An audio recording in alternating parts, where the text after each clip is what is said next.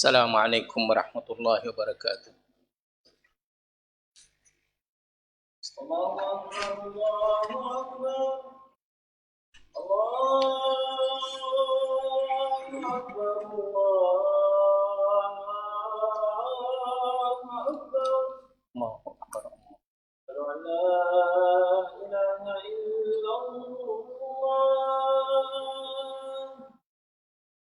Asyhadu an la ilaha illallah. Nah. أشهد أن محمدا رسول الله.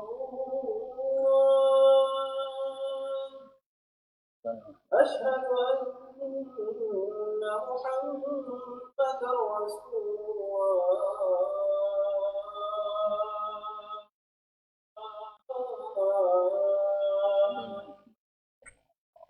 حي على الصلاة.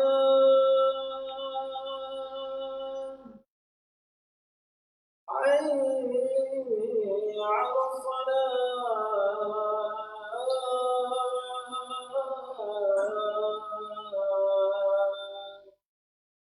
حي على الفلاح.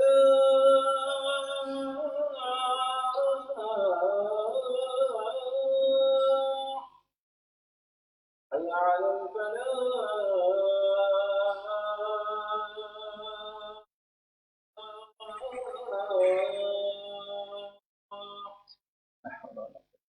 الله أكبر،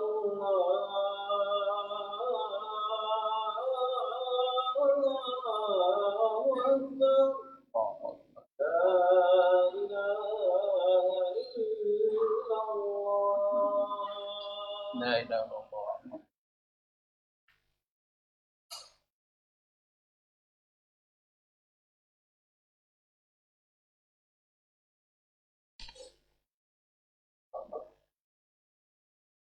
Alhamdulillah Rabbil Alamin al-Qail Qul ya ayyuhan nasu qad ja'akumul haqqu min rabbikum faman ihtada fa innama yahtadi li nafsihi wa man dhalla fa innama yadhillu 'alayha wa ma ana 'alaykum biwakil wattabi' ma yuha ilayka wasbir hatta yahkum Allah wa huwa khairul hakimin.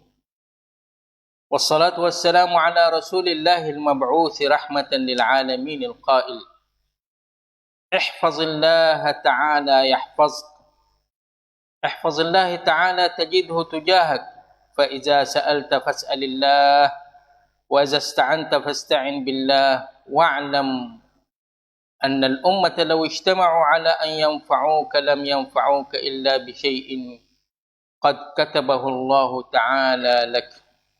أما بعد يقول الله سبحانه وتعالى يا أيها الذين آمنوا اتقوا الله وكونوا مع الصادقين. Hadirin sidang jemaat yang dimuliai Allah Subhanahu wa taala sekalian, sesungguhnya seorang mukmin itu akan diberi kepadanya kehebatan dan kemanisan menurut iman dia tu, maka barang siapa lihat kepada dia, rasa kata dia hebat, dan barang siapa bergamah-gamah dengan dia, maka kasihlah kepada dia. Ning nak ayat kata habwe buah-buahan al-iman seorang mukmin. Oleh itu kita pasti selalu bergaul dan bergamah-gamah dengan orang tawabin, seperti mana yang didorongkan pada kita oleh Umar bin Khattab radhiyallahu anhu. Beliau berkata, jalisut tawabin, hendaklah kamu tu selalu duduk beramai-ramai dengan orang suka bertaubat, oleh kerana mereka itu tu adalah hati lembut, kerana hati mereka tu sangat lembut. Jadi kita kena cari duduk dengan orang suka duk istighfar, suka nak taubat kepada Allah Subhanahu Wa Taala. Tujuan nak jadi pelembut hati kita, gatik tersebut jadi kerah. Berkata salah seorang orang salihin, dia kata, apabila engkau lihat bahwasanya Allah Subhanahu Wa Taala mentaufikkan kamu boleh berkawan dengan saudara menunjukkan kamu akan kebaikan, maka ketahuilah katanya Allah Subhanahu Wa Taala ya kana baik padamu. Dan apabila Allah Subhanahu Wa Taala mentaufikkan kamu untuk berdoa, ketahuilah kata yang nak beri pada kamu. Dan apabila Allah Subhanahu Wa Taala mentaufikkan kamu untuk nak tunai hajat-hajat saudara, maka ketahuilah kata Allah Subhanahu Wa Taala tidak membiarkan kamu sama sekali. Dan lebih-lebih lagi apabila Allah Subhanahu Wa Taala mentaufikkan kamu untuk nak menyebut, nak mengingatinya, nak berzikir pada dia, maka ketahuilah kata dia tu kasih padamu. Dan apabila Allah Subhanahu Wa Taala kasih padamu, ia menyokonkan kamu, ia meliakan kamu, dan ia terimalah segala doa kamu. Selain daripada itu, ia meningkatkan darjat kamu di hari akhirat nanti.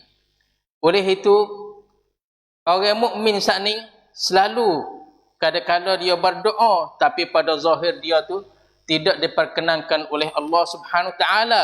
Lalu itulah dia dah berulang kali dia berdoa, dok tuan doa. Berlanjutlah masa yang mana tak ada dapat buah lagi, tak ada dapat natijah lagi daripada dia berdoa.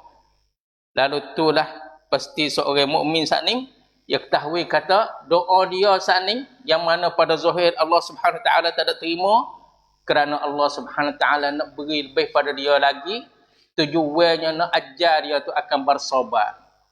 Allah Subhanahu Wa Taala dia tak ada sahut doa dia tu, tujuan Allah Subhanahu Wa Taala nak ajar pada hamba dia saat ni dia kasih supaya bersabar untuk nak sampai kepada satu tahap yang mana Allah Subhanahu Wa Taala berfirman, innama yuwaffas sabiruna ajrahum bighairi hisab.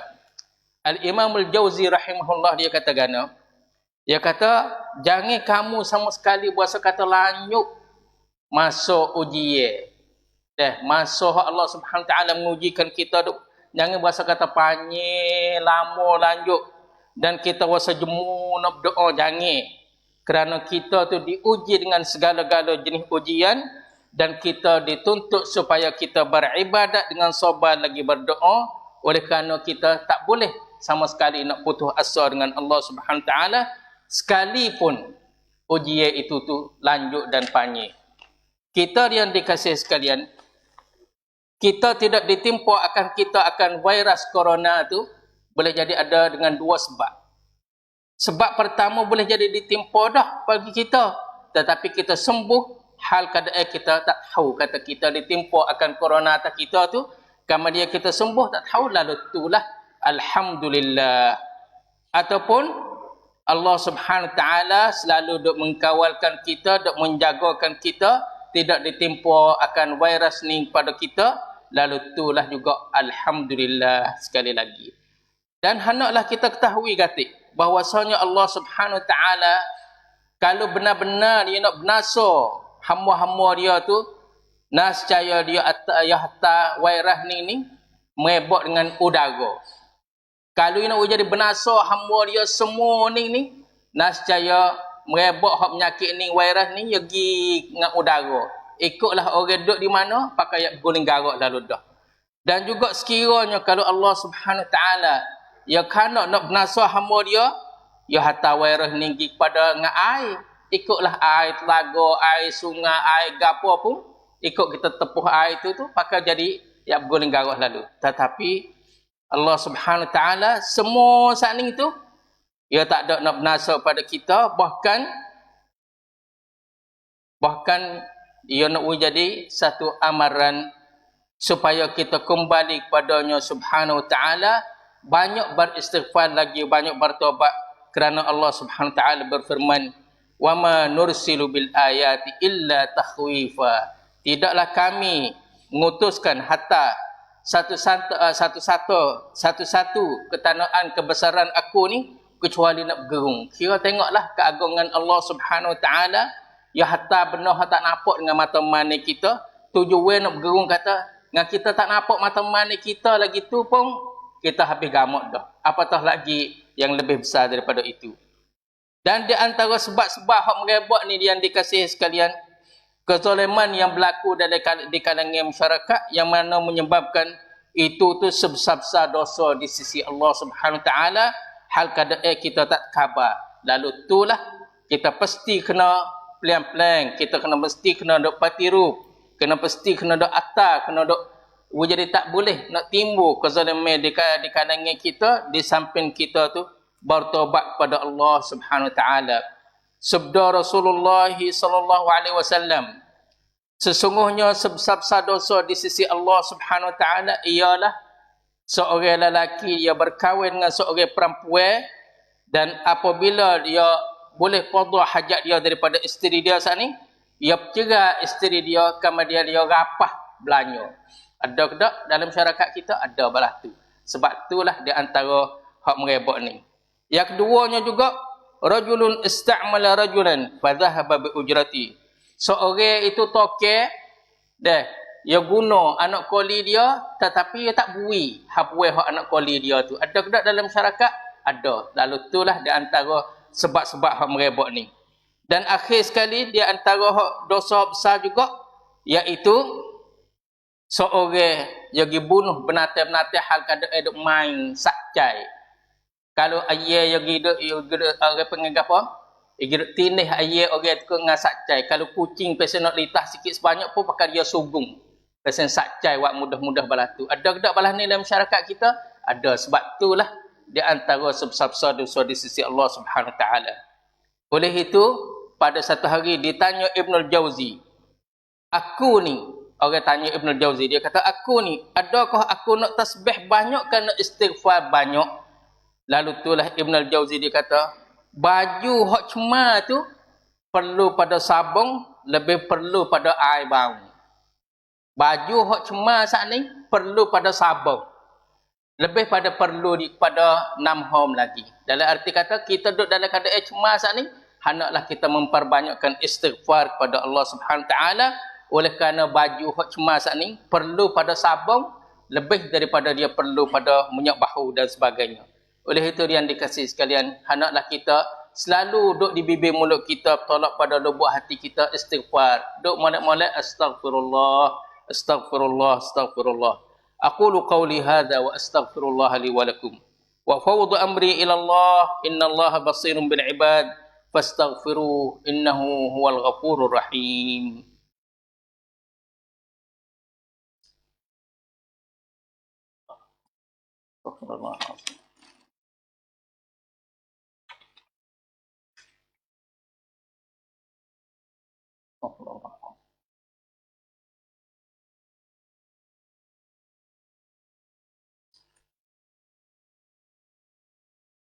Alhamdulillahi Rabbil Alamin al-Qail wa qatta'nahum fil ardi umama. Dan aku ni bang di atas muka bumi ni beberapa pracacat, beberapa umam.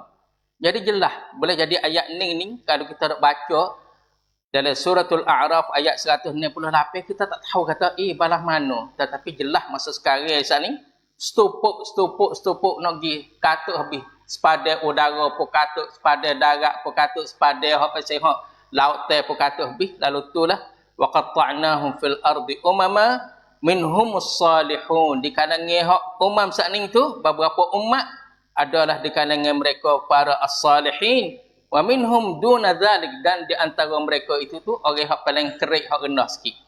Wa balawnahum bil hasanati was sayyiati la'allahum yarji'un, dan kami mengujikan mereka itu dengan kebaikan dan kejahatan supaya mereka semua tak ada kira lah hak mi pun keratuk sikit sebanyak, ada pun hak pun keratuk banyak pun, balah-balah mana pun tujuan la'allahum yarji'un, supaya mereka tu kembali kepada aku Subhanahu wa ta'ala.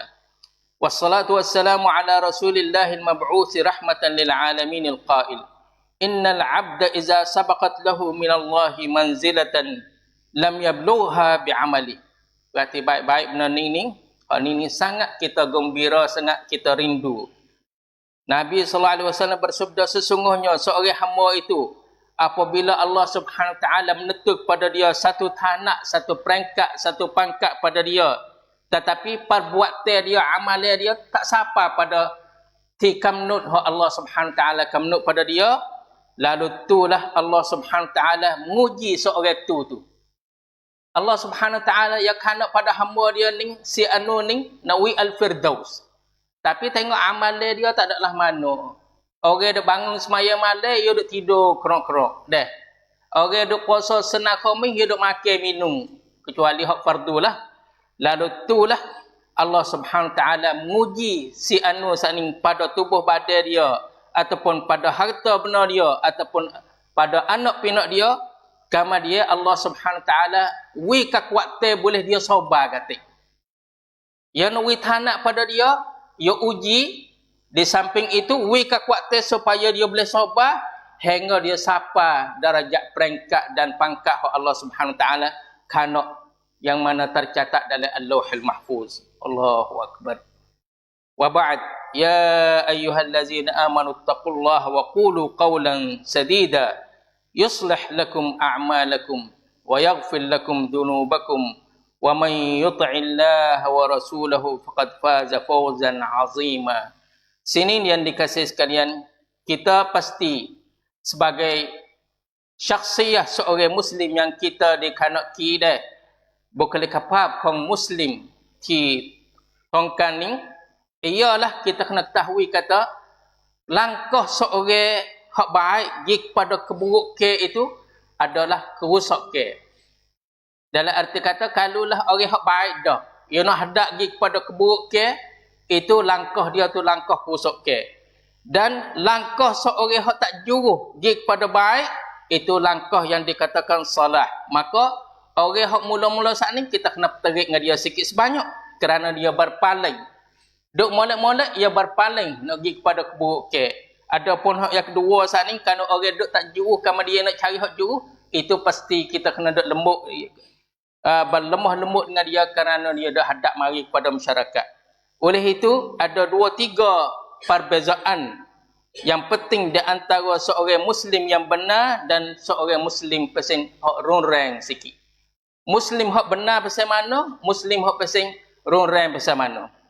Satu, orang muslim hak benar selalu ia sibuk dengan iman dia. Adapun orang hak muslim hak rongreng tu ia duk bergaduh dengan email orang lain. Itu perbezaan. Orang muslim hak benar ia bergaduh duk sibuk dengan email dia, hak tuan dia. Adapun orang muslim hak rongreng sat ni, hak kasar sat ni, lalu itulah ia duk bergaduh dengan email orang lain. Muslim hak benar ia usaha nak membasuh semua sebanyak mungkin kepada syurga Allah Subhanahu Wa Taala. Orang muslim hak rongreng ni nak ayat kata dia ya hak seorang hak betul. Orang lain tu pergi kena neraka habis. Nauzubillah min zalik. Orang muslim hak benar tu selalu dia duk cari kemaafan, keuzran kepada saudara dia hak gelikir, hak silap salah sikit sebanyak. Tak apalah. Adapun orang hak muslim pasal rongreng saat ni selalu dia nak cari keburukan. Duk mana saudara dia ni? Tengok cudon dia duk mana? Kuambuk perang duk mana? Tu perbezaan di antara orang muslim hak benar dan orang muslim hak bukan benar. Lalu itulah yang dikasihi sekalian, apabila kita lihat sesuatu yang keji pada saudara kita, hendaklah kita kembali kepada diri kita sendiri. Kemudian kita mari tengok di diri kita tu ada ke tak keburukan sama besar di segi kandat dengan orang hak saudara kita hak sani. Hak kata hak kita dah anggap kata dia tu tak molek.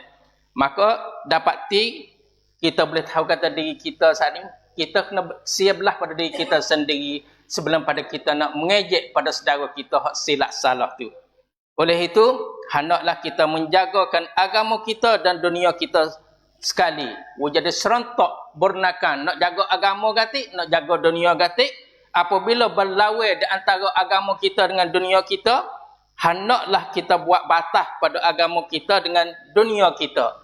Jadi nen pada agama kita dengan dunia kita, lalu itulah kita berterus berjalan kepada jalanan Allah Subhanahu Wa Taala. Dan di antaranya kita nak jadi samrik jalan perjalanan kita kepada Allah Subhanahu Wa Taala, yang mana baginda sallallahu alaihi wasallam yang mendorongkan umat dia, baginda bersabda, "Aulan nasu bi al-muttaqun." Orang yang lebih aula dengan aku ni hari akhirat nanti ialah al-muttaqun. Maka fa absiru an la ya'tun nas bil a'mal fa absiru an la ya'tun nas bil a'mal yaumal qiyamah wa ta'tuna bid dunya tahmilunaha. Jaga-jaga baik-baik. Orang di hari akhirat nanti tu mari datang dengan amal belaka, lepas tu mung mari duk pikul segala-gala urusan hak dunia. Duk dalam akal fikiran pun dunia juga, duk dalam hati pun sama telah. Segala-gala kuam kita tu, momong kita tu duk hal dunia. Lalu itulah aku berpaling, aku tak setengok pada mung kanu mung balah tu.